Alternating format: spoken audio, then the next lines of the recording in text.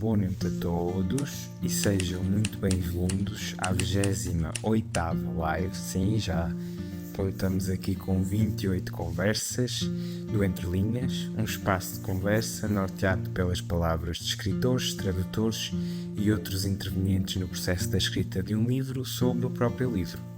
É entre linhas que as palavras surgem e nas entrelinhas que descortinamos o seu significado. Esta 28ª live decorre no Dia Mundial da Saúde Mental, que é também o dia de divulgação do Orçamento de Estado, um documento que nos dá muitas dores de cabeças e que requer muita revisão e muita tradução, diria eu. Lembro também que no passado dia 30 de setembro celebramos o Dia Internacional da Tradução.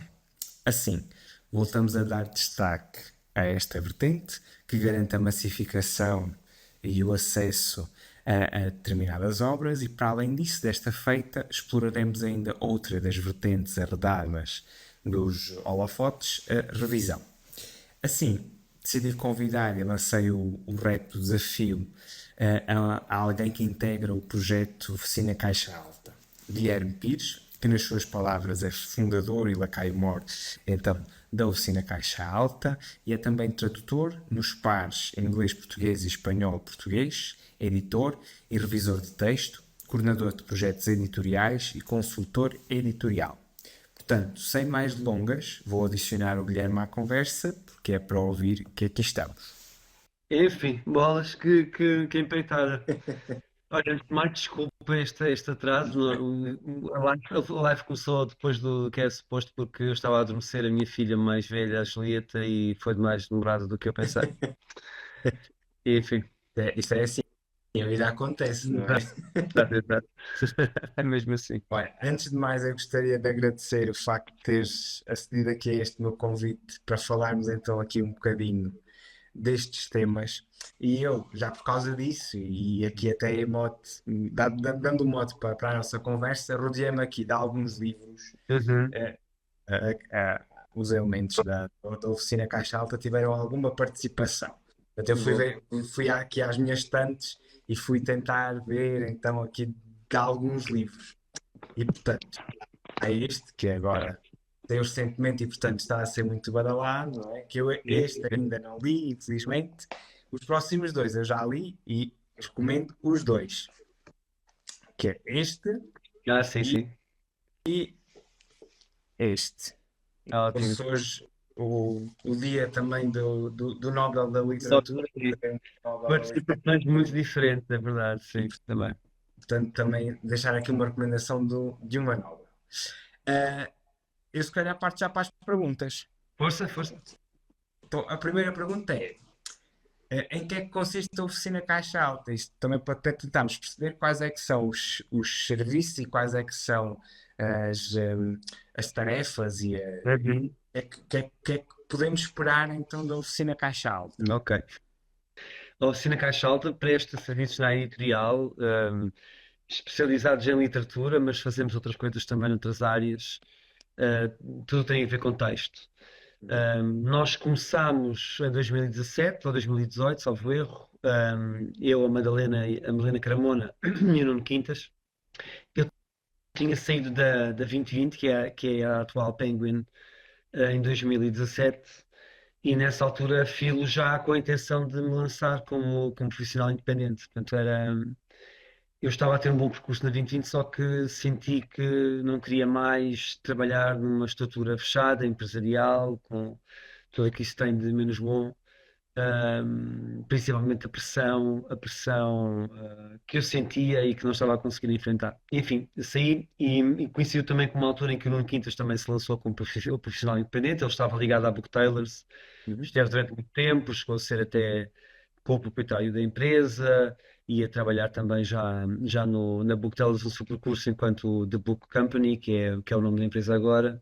Também está associado ao grupo da Penguin, curiosamente. E a Madalena, que é a minha esposa, tinha regressado, ela viveu quase 10 anos fora de Portugal, tem formação em português, inglês e em literatura, e ela saiu para trabalhar na Google, onde esteve esse tempo todo a trabalhar numa área especializada na relação entre a Google e os seus utilizadores, que são também os seus clientes, os fornecedores principais, o público, não é? Dando apoio à comunidade portuguesa. E, portanto, estabelecia bases também linguísticas de controle de qualidade e de apoio no funcionamento de todos os produtos da Google e assim. E quando ela voltou para Portugal, também quis finalmente poder trabalhar na área em que se especializou, foi precisamente tradução de português-inglês de inglês para português e de português para inglês, no caso dela, porque tem domínio nativo do inglês.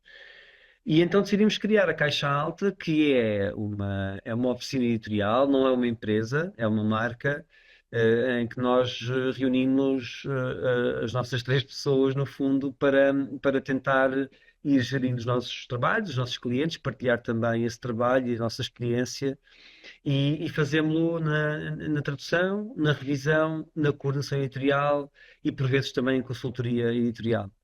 Sendo que a coordenação, revisão e tradução, e também a edição de texto, editing, mais concreto, portanto, a edição profunda de texto, é aquilo que nós mais fazemos, sendo especializados na área literária, trabalhamos essencialmente literatura, e depois temos dois ou três ou quatro clientes empresariais para os quais fazemos trabalho de texto mais de ordem de marketing ou de comunicação, outras vezes de conteúdos específicos de determinadas instituições que não são conteúdos de marketing nem de comunicação, mas que implicam trabalho editorial também, de tradução nestes pares e também de português para francês, perdão, de francês para português e de espanhol para português. Enfim, temos feito isso e com muito êxito, felizmente para nós, e com muito gosto também, porque continua a ser um prazer trabalhar na área editorial. E agora, há uma pergunta que surgiu eh, também, é o porquê deste nome? Porquê Oficina Caixa Alta? Uhum.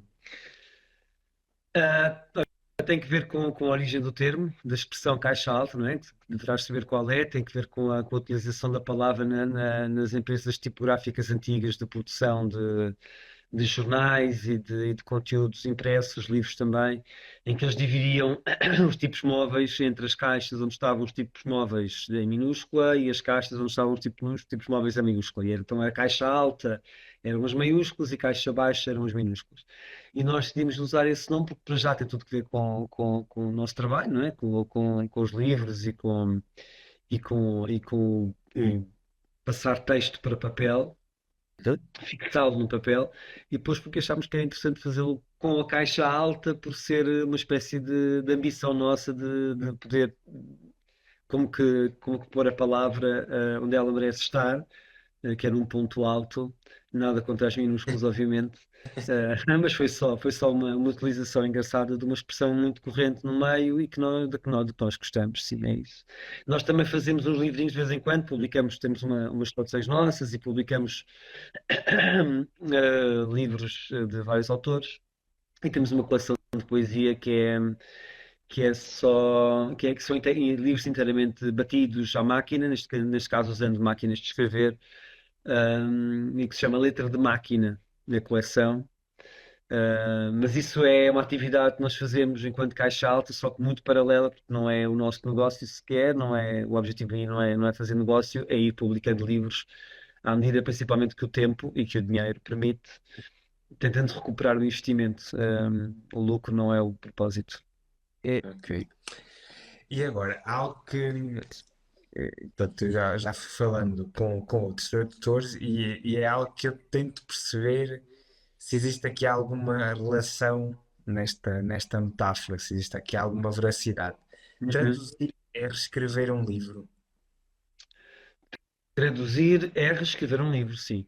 Eu defendo isso e nós na Caixa Alta defendemos isso. Aliás, quando nós fizemos parte, perdão, nós fizemos parte da fundação do coletivo de tradutores literários.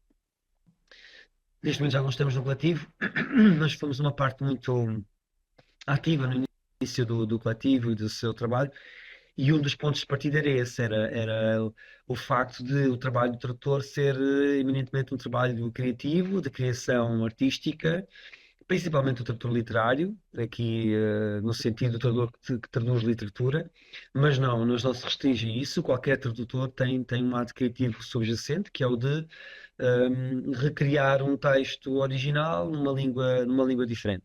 E essa recriação implica, de facto, reescrever o texto, tendo em consideração aspectos fundamentais que são o respeito pelo autor, o respeito pelo texto, tanto pelas vozes dos personagens, pelo estilo do autor ou da autora, as qualidades intrínsecas desse texto, e pela possibilidade de as verter para uma nova língua. Muitas vezes é quase impossível, e muitas vezes subverte-se um bocadinho aquilo que é o original. Eu estou agora a trabalhar num texto de uma autora argentina extraordinária, que vai ser publicada no próximo ano. Eu nem sei se posso revelar isto, mas pronto, é uma autora que está viva e faz textos extraordinariamente difíceis que tocam assuntos muito complexos, como o incesto, como a depressão pós-parto, como a desconexão intelectual e mental e emocional entre a mulher e a família, Uhum. quando nasce uma criança, por exemplo, e falo de uma forma muito violenta, por vezes muito agressiva.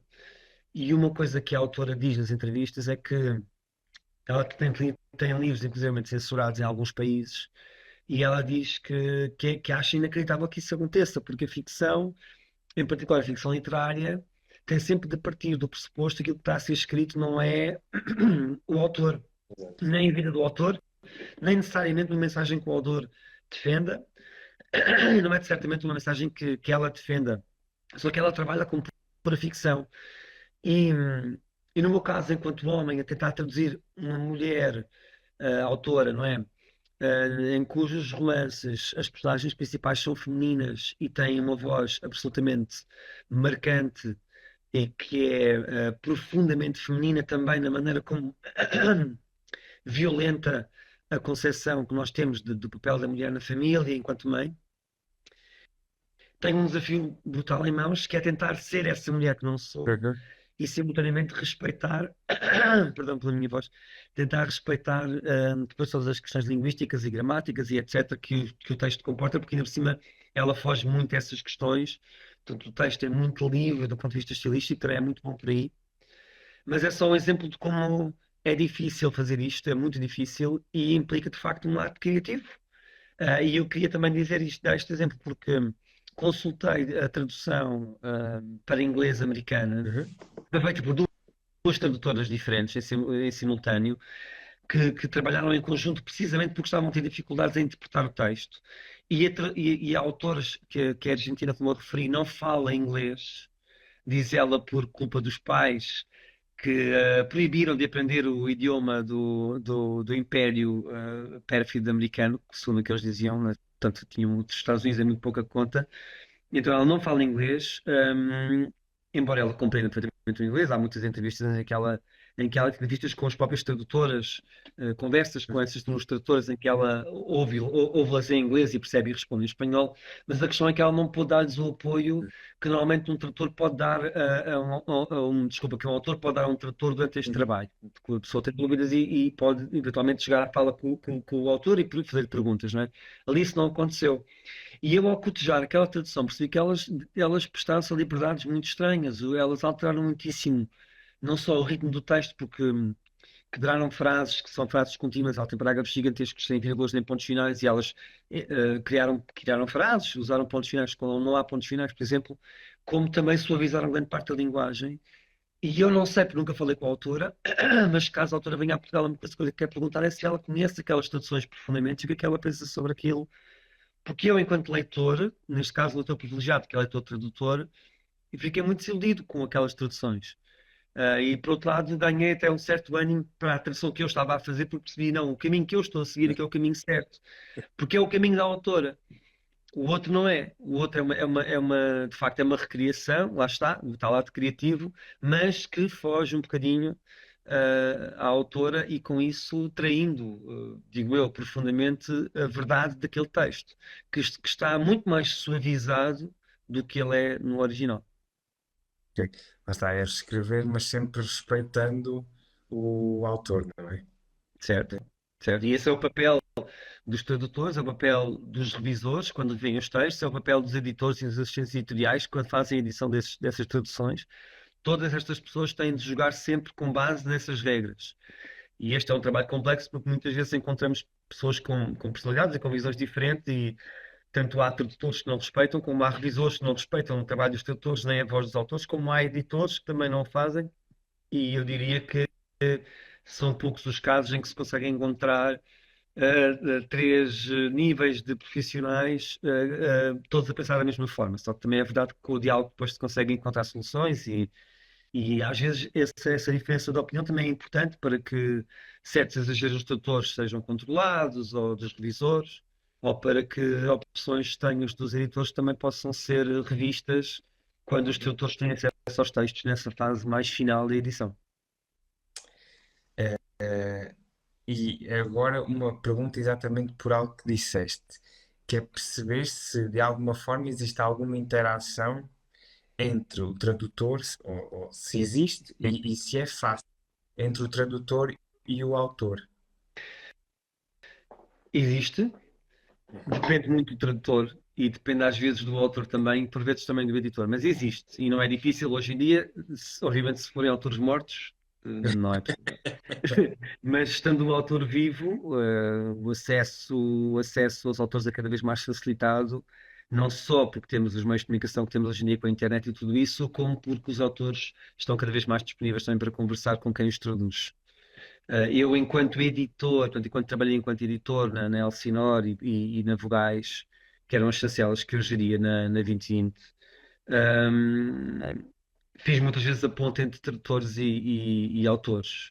Um dos tradutores que mais faz isto, que eu conheço em Portugal, é o Miguel Romeira, que fala muito com os autores dos seus textos, chega mesmo a trocar tem muitos e-mails, é muita conversa, e às vezes são conversas muito interessantes que dão frutos muito interessantes, outras vezes são conversas que dão aso a alguns problemas, mas a verdade é que os textos, como ele diz, também saem mais verdadeiros quando o tradutor consegue esclarecer questões que de outra maneira não poderia esclarecer, só poderia de facto interpretar.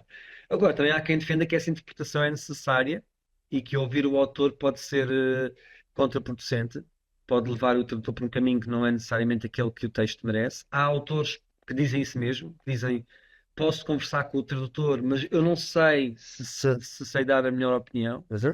não sei se quero dar essa opinião, e isso também me parece uma perspectiva justa, porque a tradução é, mais uma vez, é um ato criativo e o tradutor tem de o assumir como tal. Agora, pensando em mim enquanto tradutor, nestes 7 anos a que eu faço exclusivamente, nunca falei com um autor e nunca senti necessidade de o fazer, curiosamente. Falei com, por exemplo, eu conheço a Marina Pérez Água, que editei na Elsinore e que traduzi depois posteriormente e continuo a traduzi-la e converso muitíssimo com ela, só que nunca converso sobre questões dos livros. Converso com ela sobre quem ela é e a vida dela. E assim também conheço um bocadinho melhor a maneira como ela escreve. Mas não lhe faço perguntas diretamente sobre uma frase específica ou uma expressão. Há tradutores que também conversam entre si, com tradutores amigos, não é? Para esclarecer algumas coisas. Eu também tento não o fazer. Portanto, eu tento não contagiar ao máximo a minha voz enquanto tradutor com a opinião de outros. Claro que às vezes peço opiniões assim a quem está mais perto de mim, nomeadamente a Madalena e o Nuno, mas raramente acontece. Agora, eu sou um exemplo, há outros exemplos diferentes de pessoas que de facto conversam muito mais entre si e conversam muito mais com os editores ou mesmo com os autores e conseguem encontrar caminhos que de outra forma se calhar não conseguiriam encontrar. E tudo isso me parece bom e plausível, enfim, cada um com o seu método de trabalho e que produza o melhor resultado possível. E agora uma pergunta polémica, que eu também peço desculpa também, que agora comecei a chorar. Isto até parece. O nome do tradutor na capa, sim ou não? Sempre, sempre. Era e é um dos pontos fundamentais do manifesto do Coletivo de Tradutores Literários, que eu também ajudei a redigir, não foi redigido por mim, mas fiz parte da equipa que era vasta, que era praticamente o coletivo todo, que colaborou na redação desse texto. É fundamental por muitas razões. As principais serão a responsabilização do tradutor, o prestar ao tradutor um reconhecimento que ele merece, que é ser conhecido que o trabalho é dele, é também uma possibilidade de dar uma chancela de qualidade aos livros, tanto dos autores, dos leitores, perdão, ao verem que aquele livro foi traduzido por aquela pessoa, ficar imediatamente com mais vontade de ler só porque sabem que confiam naquele tradutor. Uhum. Um, um, e, a meu ver, é um dever que os editores têm de reconhecimento perante o labor extraordinariamente complexo, difícil e criativo de um tradutor. E isto é assim em quaisquer livros, não é só nos livros ditos de literatura, alta literatura, não é em todos os livros. Porque todos os livros, seja não ficção comercial ou não, ou literária, ou ficção comercial literária, o que seja, exigem trabalho e o tradutor merece esse destaque na capa. Depois, obviamente, há quem possa debater se outros profissionais não mereceriam também esse destaque. Eu lembro que em tempos da história da edição portuguesa, e não só, os designers assinavam as capas. Uhum. Temos várias capas de designers portugueses assinadas por eles, principalmente nos livros da geração de 60 e de 70, acho eu, de livros como a Estúdio Cor e a Moraes, penso eu, e outras editoras que já não existem. As capas eram assinadas pelos designers. Há também casos internacionais muito conhecidos, como o Alvin Lustig, que assinava todas as suas capas, as capas que fez para a Penguin, por exemplo, que são muito famosas e que ainda hoje são utilizadas em reedições. E eu também consigo compreender que assim seja, e obviamente nós não podemos deixar uma capa de nomes, não é? E o grande destaque tem sempre de ser para o autor. Mas, a meu ver, o tradutor merece esse destaque, na capa, não na contracapa, nem só no frontispício ou na ficha técnica. Merece esse destaque, muito visível, porque sem o tradutor aquele livro não existia. Sem o trabalho, sem a voz daquele tradutor, daquela tradutora em específico, aquele livro não existia naquela língua, nem naquela forma, não é? Podia existir outro livro, com outra voz diferente, mas não aquele. E, portanto, para mim é essencial. E nem me parece uma questão polémica. Sei que é, mas para mim não me parece que seja. Acho que é tão óbvio que não. Mas pronto, há pessoas que defendem o contrário. E é Exato, verdade, sim. exato, exato. Por isso é que, só por isso é que eu disse. Não quer dizer que eu acho polémica, mas Exato, exato. Mas só por aí já é polémico, claro. não é? Sei que é polémica. Mas, E agora, mas também há cada vez mais editoras portuguesas a publicar o nome dos autores nas capas, dos tradutores, perdão. Portanto, é uma coisa que está a começar a mudar. destes três que eu apresentei aqui, todos apresentam. Sim, sim. Mas é Elsinore agora já não o faz. Fazia no meu tempo, depois mudaram. Agora já não faz. Esse livro ainda fui eu que publiquei na Elsinore, o da Svetlana. Exato. E agora há aqui uma curiosidade minha também.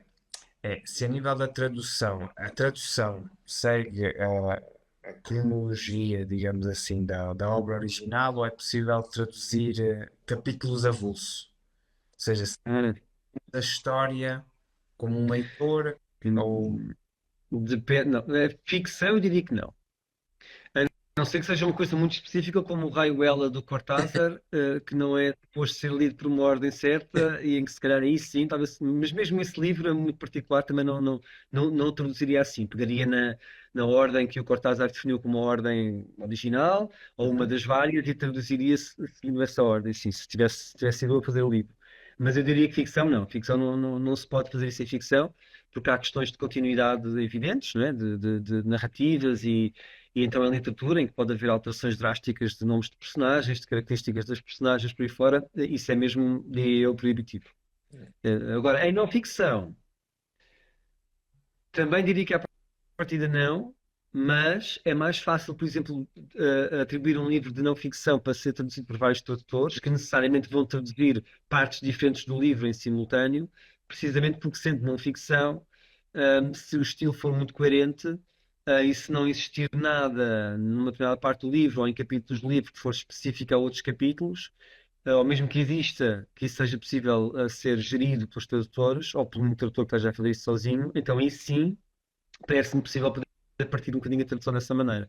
Em ficção, eu diria que não, nunca. Sim, Então, senhor. E agora tentar perceber, dentro de géneros literários, E aqui se calhar falando então na ficção, ou eventualmente na autoficção, qual é que é o género literário que é mais difícil de traduzir, ou que até agora foi mais difícil de traduzir? Hum, Ou obra? hum. Na minha experiência, o livro que eu tive mais dificuldade em traduzir foi, nem sei dizer qual foi. Ah, não houve assim nenhum que fosse particularmente difícil, que exigisse muito de mim. Todos eles exigem muito de mim, não estou a ser justo, mas pronto, não existe assim uma coisa que me derrubasse, que me deixasse sem fôlego, não é? O Nuno, por exemplo, teve uma tradução muito exigente do Richard Powers recentemente, pela questão da terminologia, que de facto lhe deu a volta à cabeça, e que foi exigente, mas eu não vou falar por ele, não é? No meu caso, talvez tenha sido, eu traduzi para Penguin Classic, desculpa, aqui a pessoa, a narrativa da vida do Perry Douglas, que é este livro. Ah, Uhum. E este livro tem a narrativa em si, que é um texto muito conhecido do Douglas, mas tem um conjunto de ensaios que ele foi publicando ao longo da vida, né? Que ele foi um autor muito prolífico a esse nível. Tem também alguns textos poéticos dele, que não foram assinados por ele, mas em pseudónimo. Enfim, obviamente é um estilo de linguagem já ultrapassado no inglês, não é? Portanto, para mim terá sido um grande desafio que exigiu mais investigação, mais trabalho para compreender determinadas expressões, determinadas passagens, referências muito concretas e, acima de tudo, para conseguir ser fiel à voz do Douglas, que espero ter conseguido fazer. Portanto, diria que se calhar este foi o livro que mais me desafiou, e isto é um livro de não ficção. É uma biografia e é um conjunto de ensaios. Na ficção em si, eu já traduzi livros, talvez os livros mais desafiantes tenham sido os da Marina Pérez Água, porque ela é extraordinariamente, é um mar revolto, portanto é muito difícil navegar aquele mar. Esta que estou agora a fazer também é difícil, também é muito exigente.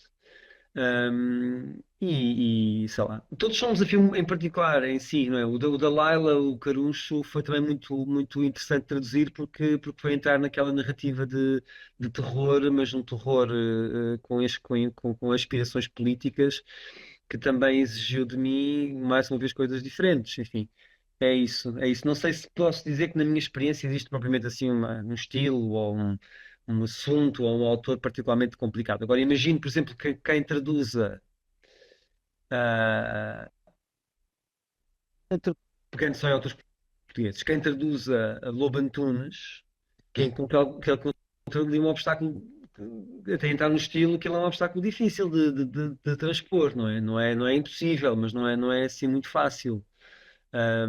E haverá outros, agora não estou a lembrar de ninguém assim em particular em português, mas há muitos autores que de facto são mais exigentes, porque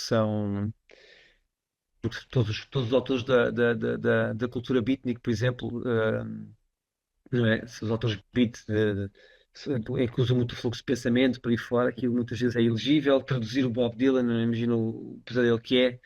A poesia, não as letras, mas a poesia do Bob Dylan, que é ilegível, é incompreensível no inglês. Como é que se traduz algo incompreensível? Não sei, mas alguém o fez. As edições estão publicadas pelo Relógio d'Água, não é? Pronto, e esses livros são complexos, são difíceis de traduzir. Mas é sempre ser justo à voz do autor é sempre difícil. Por isso eu diria que traduzir é sempre difícil. Por acaso agora vem-me aqui à cabeça como é que será traduzir a Clarice Lispector, porque já para nós às vezes é Verdade, difícil é ela verdade, é verdade. É traduzir verdade. uma Como, tarefa. então, poesia, se formos pela poesia, então agora pensando em poesia, por exemplo, como traduzir o Manuel de Barros que reinventa o português de uma maneira tão maravilhosa. Como é que será que aquilo sequer se consegue traduzir sendo fiel ao Manuel de Barros? Tenho muitas, muitas dúvidas que aquilo seja possível de se traduzir. E agora eu também me lembrei de outro que é o João Guimarães Rosa. Também acho que deve ser qualquer É, coisa. é Nada. verdade, é verdade, é Traduzir verdade. aquela coisa. E agora, isto pode parecer uma pergunta assim um bocadinho corriqueira ou que é muito fácil, mas eu queria tentar perceber em que é que consiste realmente o trabalho de revisão. Pode parecer simples, Ok. mas eu queria perceber. Não, é uma pergunta interessante. Pronto, o trabalho de revisão, ahm, há vários tipos de revisão para já, não é? Portanto, temos de primeiro separar um bocadinho as águas, porque existe revisão meramente tipográfica, em que a pessoa olha para a estrutura de um livro e para as questões tipográficas do texto e corrige-as para que o texto fique corretamente escrito. Uhum. Existe revisão, de tradução, dita revisão de tradução, que é uma revisão mais profunda, em que se olha para a tradução, em que se coteja com o original, em que se procura encontrar erros de tradução, erros de tradução, erros de continuidade, erros mesmo de tradução de frases que são mal interpretadas, ou de expressões que não estão bem traduzidas, por aí fora. Há uma revisão especializada, por exemplo, quando são textos científicos, em que é preciso haver uma revisão, seja tradução ou não, em que é preciso haver uma revisão científica. Um, e, e existe depois a revisão a cair já no editing, digamos, que é pegar um texto e imagens originais e tentar de um bloco de mármore ou de pedra, que é o texto original, ajudar o autor a cinzelá-lo para que surja então a forma que ele quer construir com aquele material, aquele ponto de partida. Isso também é uma forma. Aí já é mais editing, não será tanto revisão. Pronto, enfim, a revisão aqui, se calhar vou excluir isso da revisão, porque é um trabalho diferente, é um trabalho mais especializado Uhum. na procura do texto certo, e depois a revisão vem depois, podemos dizer assim, sim. Mas a revisão é isso, a revisão é tentar, no fundo, corrigir o texto linguisticamente, e muitas vezes também corrigir a própria tradução quando estamos a rever traduções, quando as traduções estão mal feitas, quando há erros de tradução crassos, quando há incompreensão dos textos originais, quando há incompreensão da voz do autor ou da autora. E, portanto, a revisão é um passo fundamental, na edição de um livro, praticamente tão importante, a meu ver, quanto o do tradutor. Só não é tão importante porque o tradutor, lá está, criou o texto, recriou numa nova língua, mas a verdade é que há muitos revisores que acabam por recriar as traduções. Em Portugal isso ainda acontece bastante. E haverá excelentes revisores e revisoras com quem podes falar que quiserem, se tiverem vontade de dizer, poderão dizê-lo. Eu sei porque trabalhei enquanto editor, como te disse, e portanto, enquanto editor, encontrei de tudo, desde tradutores que apresentavam textos extraordinariamente traduzidos, vinham à partida já tão bem que quase nem precisavam de revisão externa, e outros que tiveram de ser reescritos pelos revisores. Tinha de escolher revisores, tinha de contratar revisores que também eram tradutores e que, no fundo, estavam ali a fazer um trabalho muito ingrato. Há pessoas que estão no nosso mercado agora já estão a começar a ter o seu reconhecimento e durante algum tempo pessoas, refiro-me a tradutores e tradutoras, durante algum tempo estiveram um bocadinho nas sombras só a melhorar trabalhos de maus tradutores ou tradutores incompetentes, quando na verdade eles já eram muito mais competentes na tradução do que essas pessoas, sendo também extraordinários revisores. E que hoje em dia se já estão mais dedicados à tradução, porque de facto é aí que têm as suas. Não, ou melhor, não é aí que têm as suas qualidades, mas também têm essa qualidade para o fazer e há mais tradutores hoje do que havia há 10 anos em Portugal, e há mais tradutores de qualidade, mas ainda continua a haver alguma escassez de excelentes tradutores, isso é verdade. E Eh, daí a importância também da revisão. Então, e a própria revisão, e se calhar poderíamos até abarcar também a tradução. É um trabalho solitário. São duas perguntas que eu agora vou lançar simultaneamente. Se é um trabalho solitário e se, para contextos mais técnicos, socorrem-se dos profissionais da área. Eu passo a explicar o porquê desta minha pergunta. sim, É porque há coisa de 2 anos atrás eu li um livro, curiosamente era um diário de um médico, e eu sou médico, sim, e portanto existiam termos que não estavam propriamente bem traduzidos e que não eram, alguns eram mesmo errados e outros eram traduções más, se é que podemos utilizar essas designações. Daí a minha curiosidade de perceber se realmente por vezes socorrem de alguns profissionais da área para perceber sim. se realmente aquelas traduções ou aquelas revisões são congruentes com aquilo que realmente temos no dia a dia. Claro, claro. Então, A pergunta é uma pergunta muito interessante e que destaca um aspecto importante, de facto, do trabalho da revisão. E tanto a revisão como a tradução são trabalhos muito solitários. Eu diria que a revisão será um bocadinho menos solitária, um trabalho um bocadinho menos solitário, porque o revisor ainda assim contacta com o editor, contacta muitas vezes também com o tradutor e contacta também por vezes com especialistas, com especialistas, como disseste, e os tradutores também. A verdade é que, da minha experiência enquanto editor, eu diria que não são assim tantos os editores, nem é só a minha experiência enquanto editor, a minha experiência enquanto pessoa atenta ao mercado editorial.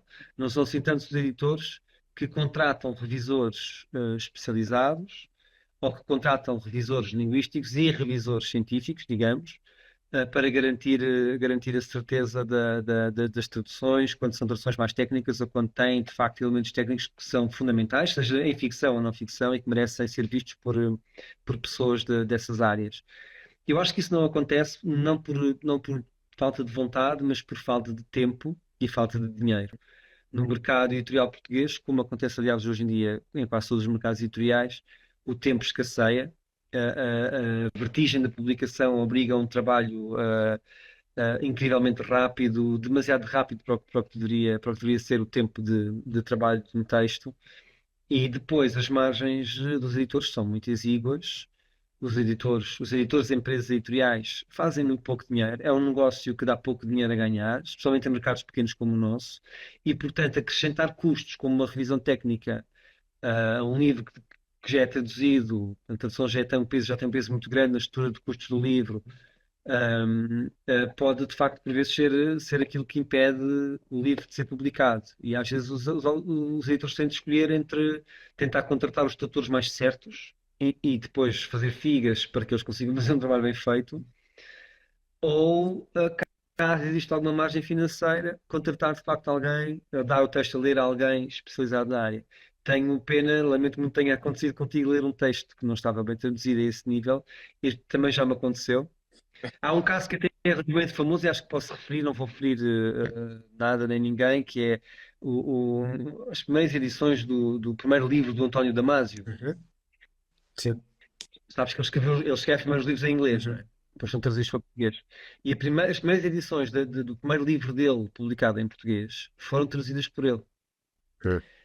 E ele é especialista na área, obviamente, né? Sabia muito bem os termos que tinha de usar, só que não fez o meu trabalho de tradução. Então o trabalho de revisão então foi muito mal feito, ou não foi feito sequer, porque aqueles livros estão pejadíssimos de gralhas, é uma coisa inacreditável. E portanto, aí temos um exemplo pelo contrário, em que é um livro que até teve investimento da editora, que depois posteriormente teve de corrigir as edições, porque de facto as edições posteriores já estão revistas e estão em ótima qualidade, o que está agora no mercado está muito bem, mas aqueles primeiros exemplares, de facto, começou pegando aquilo e começa a ler e a gralha atrás de gralha, e nesse caso é fruto é quase a mesma coisa. Então, um profissional que naquele caso é especialista naquilo que está a escrever, mas não é especialista no trabalho que está a fazer, não é tradutor, não é tradutor. E, infelizmente, o inverso também acontece. Portanto, também há casos em que, de facto, os textos mereciam uma tradução técnica, não, uma revisão técnica ou uma leitura técnica, mas não há tempo para o fazer. E sendo justo, também há muitas editoras, principalmente editoras de não ficção mais clássicas, portuguesas, que têm como hábito fazer essa revisão científica, essa leitura científica, e incluí-la, e aí é referida nas fichas técnicas, e os livros de facto são livros corretos. Há vários casos assim em português. É, agora também, já agora também partilho qual é que era o problema, digamos assim. Isto era um diário de um médico que era ginecologista e em vez de utilizar o termo colposcopia, utilizar o termo Ah, colonoscopia.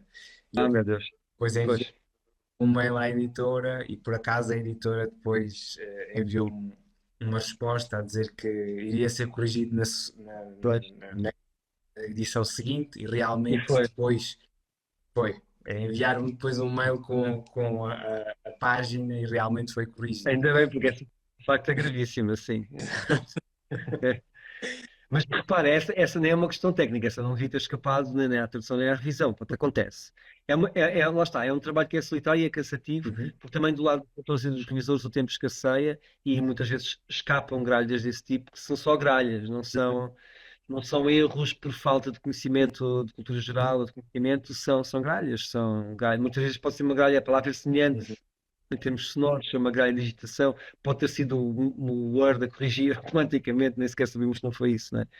Mas Enfim, há uma miríade de coisas que podem acontecer para tudo correr mal, ou por muita coisa correr mal no trabalho dos editores. E uma coisa que é certa que é importante ter em consideração quando nós pegamos um livro traduzido, ou qualquer livro, na verdade, publicado em português, o que nós estamos a ver é a ponta do iceberg, o que nós lemos é a ponta do iceberg. Depois há todo um trabalho que está feito por trás e que é a base desse iceberg e que com isso consiste em dezenas de versões do mesmo documento, em milhares de alterações feitas entre o trabalho do tradutor, que também revê os seus textos antes de entregar, e depois o trabalho de revisão, e depois o trabalho de edição sobre a revisão, e o leitor final, digamos, não vê nada disso, não é? Só vê o que lhe chega às mãos. E não sabe o que é que aconteceu pelo caminho, não sabe quem é que errou, nem como é que errou, e muitas vezes os leitores são implacáveis e apanham duas gralhas e dizem logo: Este livro está pesado de gralhas, é uma vergonha. E não sabe que o trabalho que aquelas pessoas puseram no livro foi tremendo, muitas vezes em condições de trabalho horríveis, e quase sempre com remunerações que não compensam financeiramente o tempo investido, o nível técnico necessário para traduzir e editar um livro. Agora, aquilo que disseste fez-me lembrar sempre aquela questão que nós temos muitas vezes nos nossos computadores da versão final, a finalíssima. Esta é que é a final. Exato, exato. E é uma coisa interessante porque nós hoje em dia, com a utilização dos sistemas informáticos, hoje em dia, quer dizer, isto é há décadas, não é? Nós não temos acesso à história de um texto. Ou seja, antigamente, quando os textos eram batidos a máquinas de escrever, havia as provas físicas, não é? E mais recentemente, o Lobo Antunes, por exemplo, escrevia os textos à mão, eles eram depois passados para o computador, imprimiam-nos, enviavam para o António Lobo Antunes, ele revia novamente usando a sua mão e a caneta para corrigir, voltavam para a editora, ou para a editora do texto, e por aí fora. Então, haveria aquelas provas a marcar a história do texto, não é? No caso isto também acontecia nas traduções, quando as traduções eram feitas primeiro à máquina de escrever e depois impressas. Agora isso deixou de acontecer, portanto, isso desapareceu por completo. E é uma história, é uma parte da história do ser humano que desaparece por completo. Nós deixamos de ter acesso a são muitas linhas entrecruzadas e sobrepostas de pensamento e de lógica que nós não temos acesso, a não ser na memória dos tradutores e dos autores, e essa memória é altamente falível, dado o número de livros que se publicam e que se escrevem, e dos revisores também, claro, e é pena que se perca, porque muitas vezes depois quando há gente a ser responsabilizada por gralhas e por erros, sente-se um peso muito grande quando isso é revelado, um editor, um revisor, um tradutor sente esse peso, obviamente, mas muitas vezes esquece-se de que há um trabalho gigantesco feito, e mesmo os revisores, e principalmente os revisores, quando as traduções não são boas, apanham-nos duas gralhas, mas eles corrigiram 1347 coisas, não é? E ninguém pensa nessas 1347 coisas, que ninguém as conhece, ninguém as sabe. E o próprio revisor aí já não vai pensar nisso, e às vezes os editores estão cansados e depois deixam de dar trabalho àquele revisor, porque entretanto aquilo resultou num broá qualquer mediático, e é pena que assim seja, enfim. Mas o trabalho editorial é muito ingrato por isso. E agora, uma última pergunta para terminarmos aqui este primeiro bloco de perguntas. É. Perguntar então se existem projetos aí na calha, projetos para o futuro. Da Caixa Alta? Eu sei. Há muitos. Nós temos o nosso programa, digamos, de trabalhos fechado até maio de 2025.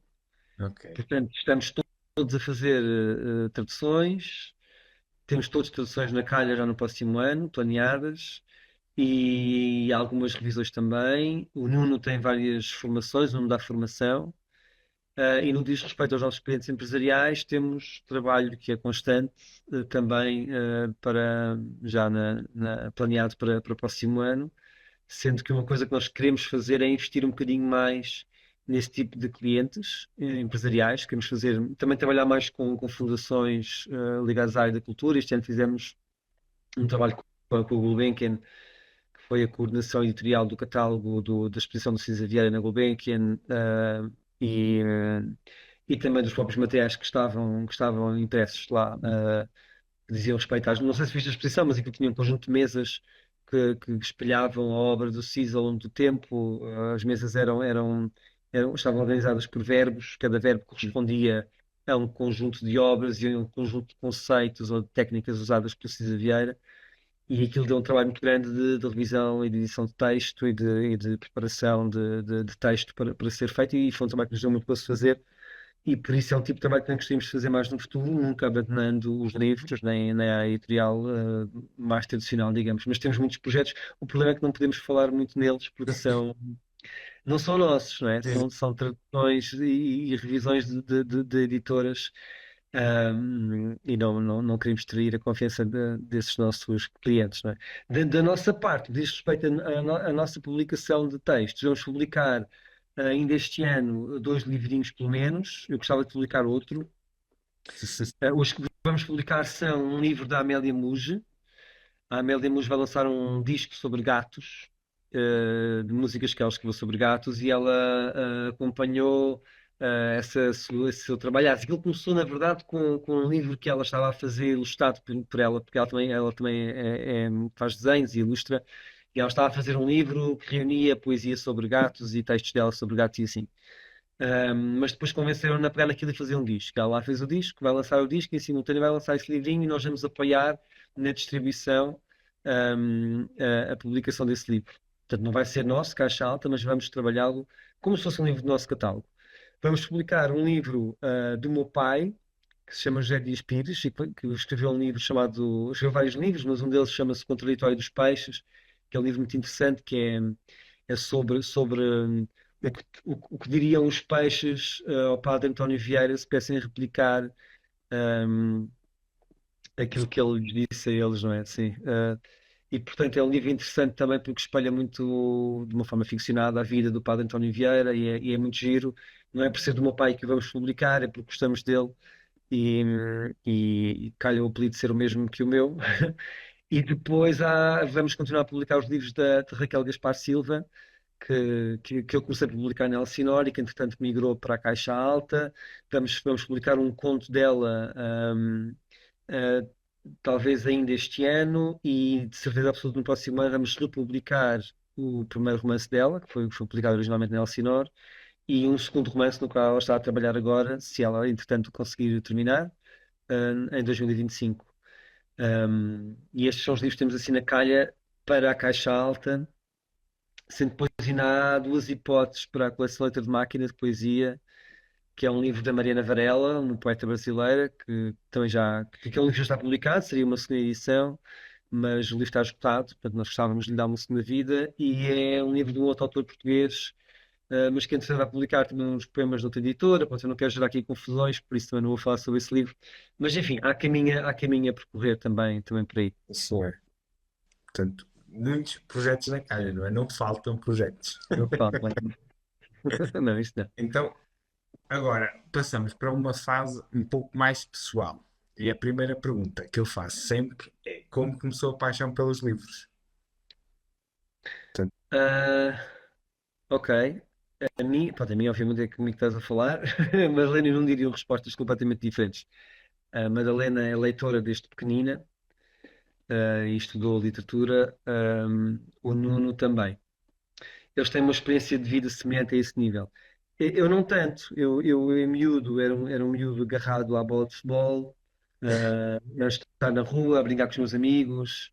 Lia aquelas coisas que toda a gente leu na nossa infância, da nossa geração de 80, não é? Lia Uma Aventura, li aqueles livros das Aventuras Fantásticas, aqueles que eram jogos, se lembras? Li essas coisas todas, e depois comecei a ler alguns dos clássicos para jovens. Mas enfim, não era um leitor muito dedicado.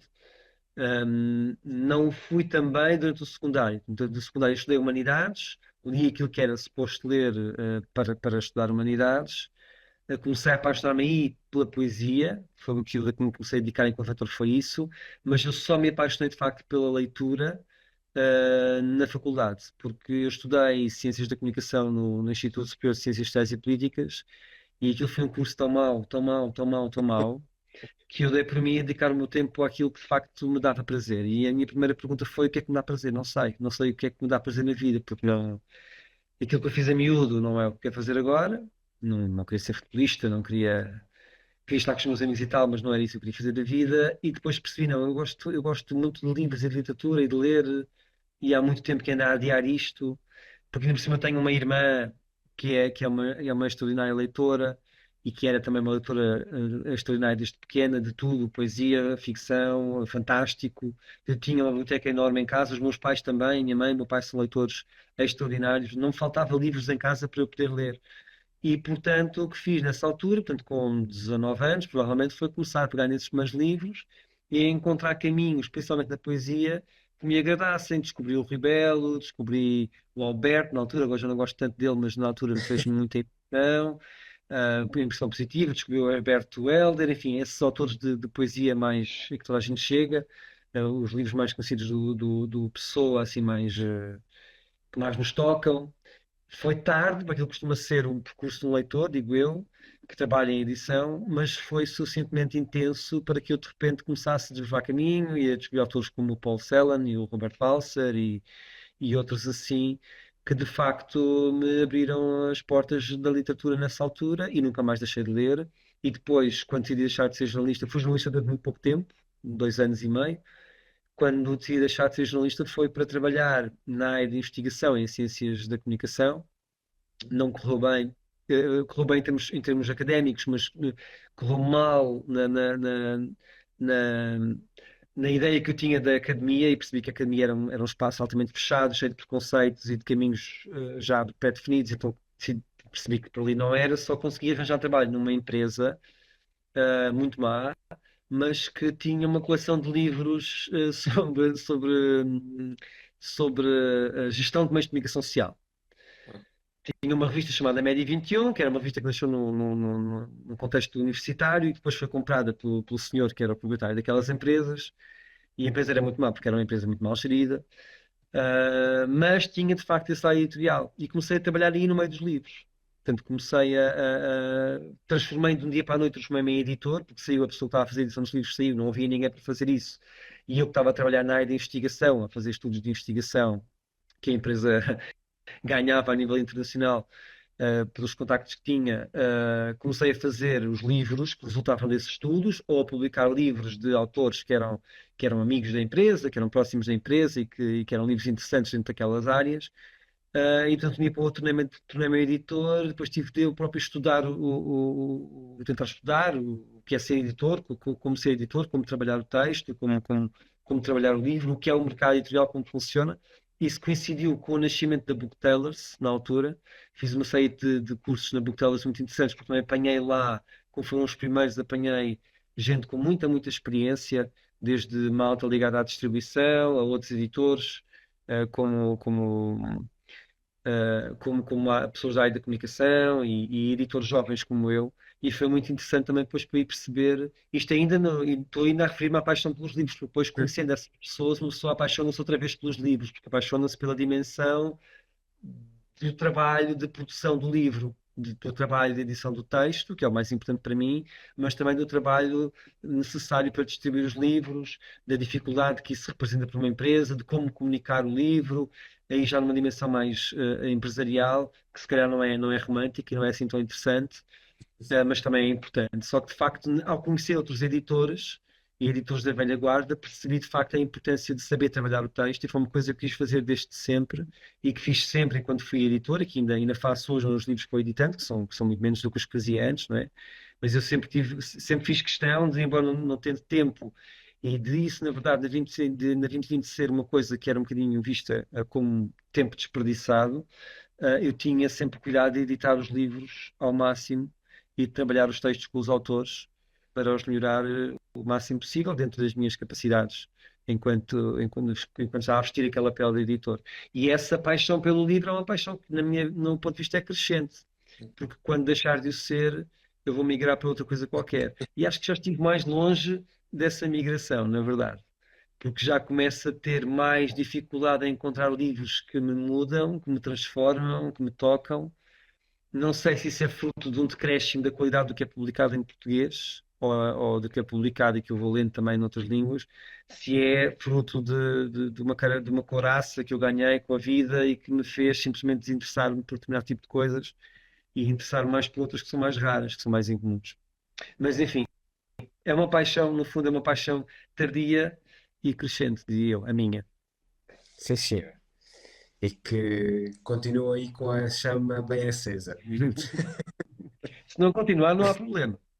Ok. Há muita coisa para fazer. Há terra para cavar, há pianos para afinar. É, não é por aí.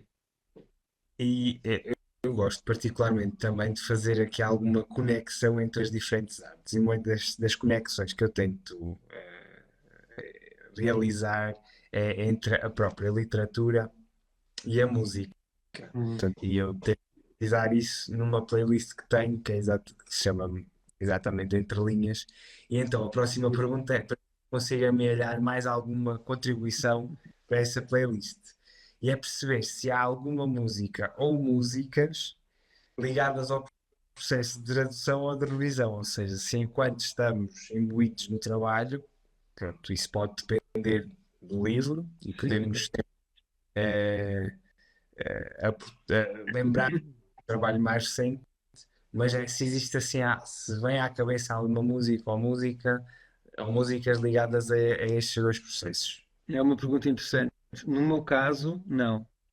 A minha concentração é de tal ordem, quando estou a traduzir ou a rever, não tolero sequer a presença de música. Não consigo ouvir música quando trabalho. Havia uma fase em que eu via, quando estava na empresa, porque me queria distanciar do que me rodeava. E o que eu ouvia era música erudita. Ouvia Bach, ouvia muita coisa de piano, principalmente. Hum, há uma música extraordinária para mim que se chama Peace, da peça da paz, ou a peça Paz, que é uma música que tem uma história muito interessante também. Aquilo é do Bill. Ai, como é que ele se chama? Um, não esqueci o nome do pianista. Bill qualquer coisa. Eu já me vou lembrar do nome dele. Mas ele trabalhava muito peças para teatro, para cinema e assim. E estava a trabalhar uma versão cantada, salvo erro, para teatro de uma música do Bernstein que se chama Some Other Time, que é uma música lindíssima e que tem como base uma progressão melódica ao piano em que o baixo é sempre Fá, Dó no início, Fá, Dó. Quando o cantor canta os primeiros versos, aquele progride sempre sobre aquele Fá, Dó, com depois dois acordes mais incomuns, digamos, mas que são trabalhados a partir do Fá e do Dó. E ele, o pianista, enquanto estava na sessão de gravação, um, improvisou de repente, usando aquela base de baixo no piano, improvisou toda uma nova melodia que tem também por base a melodia do Some Other Time, mas que não é essa melodia exatamente, e fez uma peça chamada, que chamou Peace Peace, que tem 9 ou 11 minutos, já não sei, de improvisação pura. Ok. Em que ele não sai, na Some Other Time, pois aquilo é uma progressão melódica e de acordes e muda, sai daquele fá dó, mas na Peace Peace não. E talvez por ter esse efeito quase encantatório de ser uma coisa que é constante e que, por exemplo, para os pianistas que estão a começar a aprender, improvisação é muito usado nas escolas porque consegue-se improvisar usando apenas praticamente só as teclas brancas, as teclas que não são bemóis nem sustenidos. Logo, eles conseguem, o pianista consegue ganhar alguma autonomia entre a mão esquerda e a mão direita, improvisando sobre essa peça, primeiro tentando replicar a peça e depois improvisando ele próprio sobre a peça. Pode também ir aos bemóis e aos sustenidos se quiser, o pianista vai, mas não é necessário. E pronto, esse tipo de música, isto para voltar atrás, esse tipo de música mais encantatória e mais repetitiva, também muita música minimalista, que também me agrada muitíssimo, e aí há vários autores da música dita minimalista, não é? Era o que eu ouvia quando trabalhava na 2020, mas agora que trabalho a partir de casa, não quero. Tenho o ruído da casa, que muitas vezes é silencioso enquanto nós estamos aqui a trabalhar no escritório.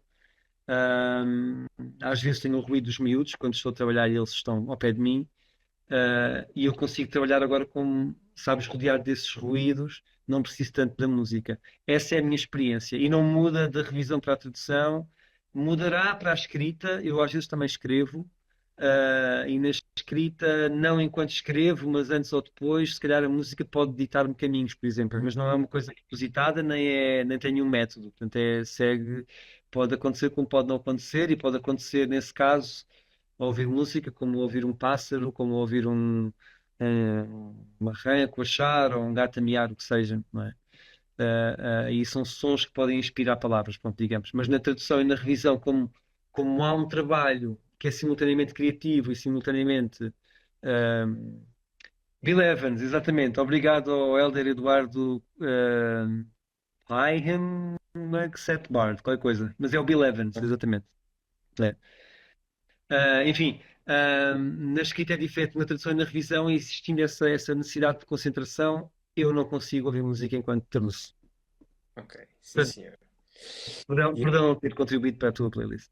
não, eu vou aceitar esta sugestão na mesma. Sim, mas houve a Peace do Bill Evans que é maravilhosa. E houve também a Samba da Time, que é lindíssima. E há várias versões com o Bill Evans ao piano, com o Bernstein ao piano, que são maravilhosas. E então, uma pergunta que pode ser complicada para uns e que é fácil resposta para outros, que é, e eu agora vou aqui tentar eh, remeter aqui ao papel do tradutor e televisor. Como é que é encarar um papel em branco enquanto tradutor ou revisor? Ou seja, O, chega o, depois de uma. o revisor não encara o papel em branco. Pois, exato. O revisor ainda o deixa menos branco, É, quanto muito, não é? exatamente, o revisor cobre de vermelho, digamos. Para o tradutor é um desafio, mas o tradutor também não tem propriamente o papel em branco. Tem o papel em branco do texto que vai escrever, mas ao lado tem um texto escrito já, que é um ponto de partida, não está a criar do nada, não precisará daquele raio inspirativo ou de inspiração que muitas vezes se associa à criação, não é? Ou também não precisará da. Ou se calhar isso precisa. Eu ia dizer que não precisará da insistência de começar a escrever ou começar a trabalhar só para ter um ponto de partida e depois seguir por aí, mas se calhar precisa, muitas vezes precisa. É preciso entrar e mastigar e remastigar, voltar atrás, rever, refazer, reencontrar a voz. Depois, quando se encontra a voz e quando já se está a ser justo ao autor e às personagens, depois a coisa já foi de outra maneira e o percurso é outro. Mas eu penso que não existe aquele medo da folha em branco que eu também não sei o que é, porque também nunca o enfrentei na minha vida, porque não sou escritor, não vivo da escrita, não é? As coisas que escrevi foi novamente porque as queria escrever, não o faço profissionalmente, não sinto essa ansiedade da folha em branco, porque não, a folha em branco nunca foi um problema para mim.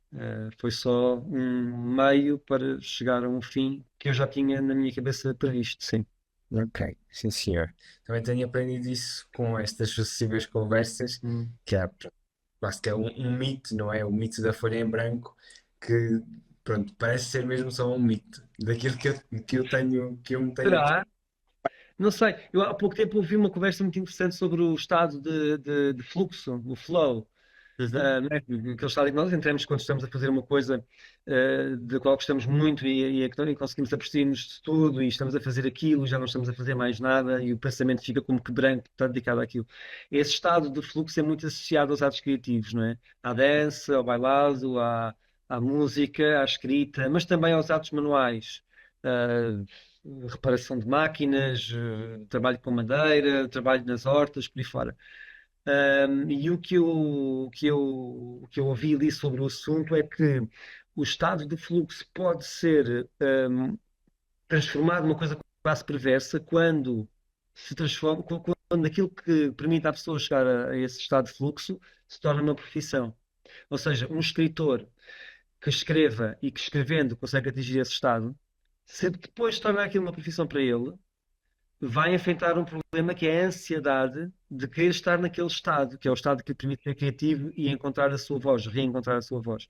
E eu penso que aí pode nascer esse problema da página em branco. As pessoas que eu conheço que têm esse problema da página em branco, muitas vezes é porque sentem uma ansiedade grande, é de não saber muito bem o que fazer nem como fazer e ficar a olhar para o cursor a piscar. E eu essas pessoas muitas vezes o que recomendo, isto aconteceu com vários autores meus, é que usem máquinas de escrever. Uhum. Porque a máquina de escrever tem o mesmo problema que vais deixar lá em branco, só que a máquina de escrever é também uma máquina sonora. E é uma máquina que permite o erro, que não assinala o erro, que não emite sugestões para alteração de nada e que não, ou seja, não censura e que não critica. A pessoa só escreve. Então pode ser uma forma de começar acompanhada, quase como se estivesse a andar de bicicleta. Não está a funcionar sobre as teclas como os pés funcionam sobre os pedais. Ahm, Só que lá está, falo sem experiência própria porque eu nunca o senti. Mas isso é quase que até era comparado aos estados de edição, não é? Depois viver para aquilo, não Viver é? para Não é? aquilo. Sim, sim, sim, sim, sim, sim, sim. Esta é a penúltima pergunta e aviso já que o número é meramente indicativo, portanto, se surgirem mais, pronto, sou sempre Várias bem-vindo. mais, claro, claro. São três recomendações literárias. Minhas? Ok, que eu faço para quem está a ouvir, claro. Então, recomendo vivamente os trabalhos de Raquel Gaspar Silva. Ela é pouco lida.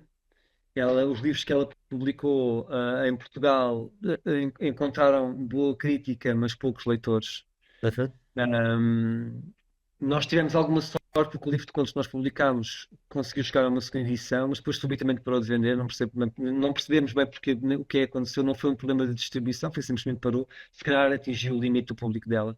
Ela tem uma escrita exigente, mas altamente recompensador, na minha opinião, para quem consegue entrar na escrita dela. Portanto, recomendo vivamente os livros dela, tanto o que está publicado na Elsinor, Fábrica de Melancolias Suportáveis, como o que nós publicámos até hoje, que se chama A Pedra é Mais Bela que o Pássaro. Estes dois livros dela eu recomendo vivamente. Hum, Depois, eu nunca me canso de recomendar a obra do Walser. Acho que se apena muitíssimo a ler o Robert Walser. As traduções para português são boas, as traduções para espanhol também são boas, para quem não lê alemão, que é o meu caso. Mas eu sei que são boas porque li muito sobre a tradução dos textos do Walser, para perceber se aquilo era fiel ou não a que é a voz do autor, e sei que tanto as edições portuguesas como as edições espanholas são boas. Há também um livro muito bom que foi curado pela Susan Sontag e também, cuja tradução foi muito elogiada. Portanto, procurem-no também. Não sei se chama The Rose and Other Stories, penso que sim. Tem um prefácio, o prefácio da Susan Sontag também é muito bom. Portanto, recomendo muito, muito a obra dele e dentro da obra dele, mais a microficção do que propriamente os romances, embora o Jacob van Gutten seja um livro muito interessante para estudar assim a psique humana na entrega do ser humano ao outro. Que mais? Gosto muitíssimo e recomendo também muitas vezes a Derrocada da Baliverna, ahm, que é um livro maravilhoso. Reli recentemente o Pedro Páramo do Plano Rufo e também é maravilhado. Eu sei que há muita gente que não gosta do livro, mas eu recomendo muito o Pedro Páramo porque também eu acho que é um livro de terror, não é? Eu não encaixo aquilo muito no realismo mágico. Para mim é mais um livro de terror e muito bem conseguido. Ahm, E muito ao estilo da América Latina, não é? Exatamente. Sim, sim, sim, sim. E no fundo, tudo o que o Dino Buzzati fez, agora voltando um bocadinho atrás também ao Buzzati, eu recomendo. O Buzzati era um autor, e está tudo publicado na Cavalo de Ferro, cá em Portugal, ou quase tudo. Acho que ainda se encontram bem os livros. Hum, sim, também gostava de recomendar mais portugueses. Mas sim, está ali a Madalena a dizer o Essa, a Madalena, pelos vistos, conseguiu sair. Ela estava a adormecer o nosso filho mais pequenino. Ela diz para eu recomendar o Essa. Eu recomendo em nome da Madalena o Essa de Queiroz. Eu não li a obra do Essa como ela leu, mas ela recomenda o Essa. Ok. Releiam o Essa. Ainda a gente acordada. Acho que sim. Olá, Eis a Madalena. eu sou eu. Eu recomendo sempre com essa porque não há para mim maior escritor português e para pôr as vírgulas e aquelas frases gigantescas que quando nós éramos adolescentes eram difíceis, agora são uma maravilha. É um mestre, um Tiveste mestre. direito a 2 loves, viste? Ah, Dois vês? likes. Valeu a pena sair da cama. Três likes. Ai, boa noite a todos. Foi bem, não, então, obrigado. Ok, então assim já temos várias recomendações que eu vou depois elencar aqui e então partimos para a última pergunta, que é sempre uma pergunta que requer aqui alguma capacidade imaginativa. E agora estamos a estas altas horas da noite e, portanto, pode ser um bocadinho difícil, mas eu vou lançar lá na mesma. Tá lá. Se a vossa vida, já agora, já que temos agora os dois, vou lançar então para a dupla. Se a vossa vida fosse um livro, qual é que era o título? Olha, este é o Nuno Quintas, ele depois pode responder no fim. E os três. Se a nossa vida fosse um livro, qual é que era o título? Ah, Eu era uma não ficção que se chamava Gramática, sim ou não? Porque eu vivo atormentada pelas regras, porque acho que são muito importantes e trabalhando como revisora também tenho de as seguir, mas depois acho que há muita poesia e muita criatividade e muita beleza quando se subvertem essas regras. E no dia a dia, com filhos pequenos e fazer listas de compras e usar a língua não só para ler literatura, mas coisas práticas, tropeço muitas vezes neste problema filosófico complexo, que é qual a verdadeira importância da gramática e da regra. é uma ótima pergunta. Resposta. Não, é uma ótima pergunta. Qual a importância da gramática? Ah, É mesmo uma boa pergunta. o teu agora não sei, tu és assim. Não, eu não vou inventar. Olha, aqui em cima de uma pilha de livros onde está o telefone, temos aqui A Margem da Alegria do Rebelo. Que eu acho que é um ótimo título, porque penso que nós vivemos todos aqui.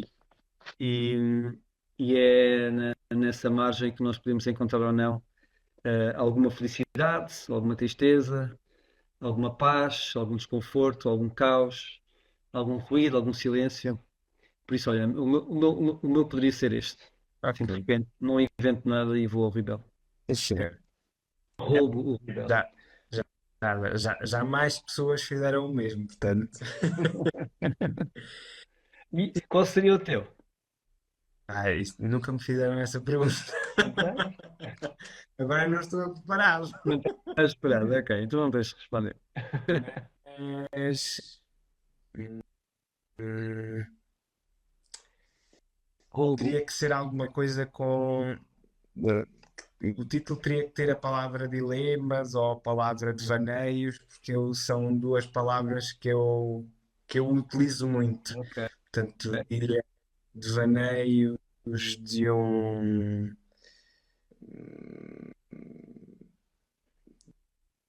um inconstante inquisidor ou assim qualquer coisa. Ok. Também sou curioso, portanto, e aliás é por causa dessa curiosidade que eu também faço estes convites para tentarmos falar aqui um bocadinho dos livros, tudo aquilo que está por trás dos livros. Portanto, agora seria esse o título, é esse o título que me vem aqui à cabeça. Boa, boa. Tu és médico, qual é a tua especialidade já agora? Vou inverter aqui um bocadinho a coisa. Exato. Sou entrevista.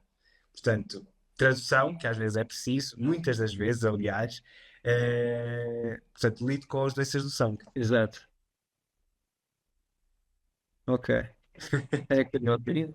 Eu tenho uma doença no sangue, daí a letra de curioso. Ok.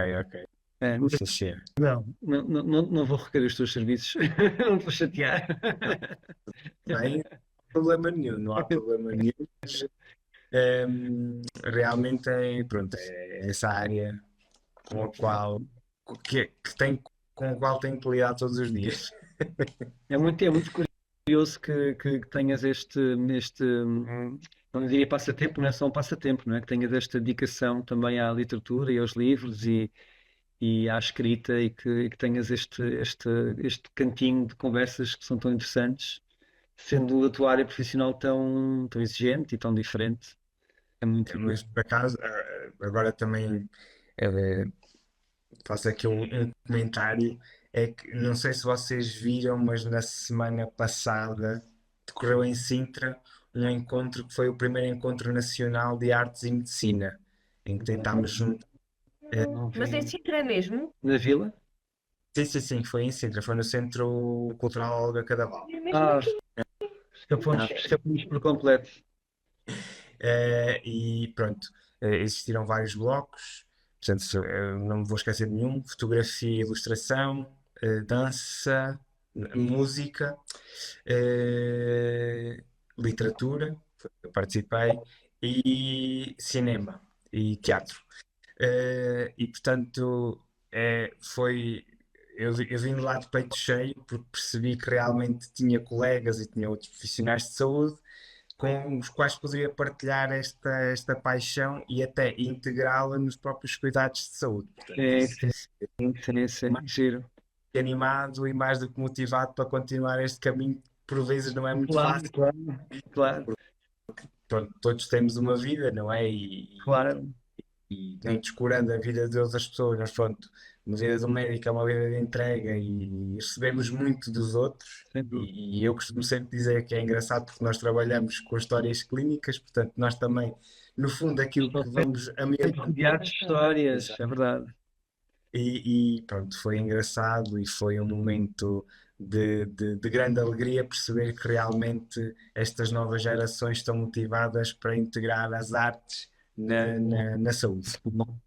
E há tantos exemplos, na verdade, de escritores médicos muito bons, não é?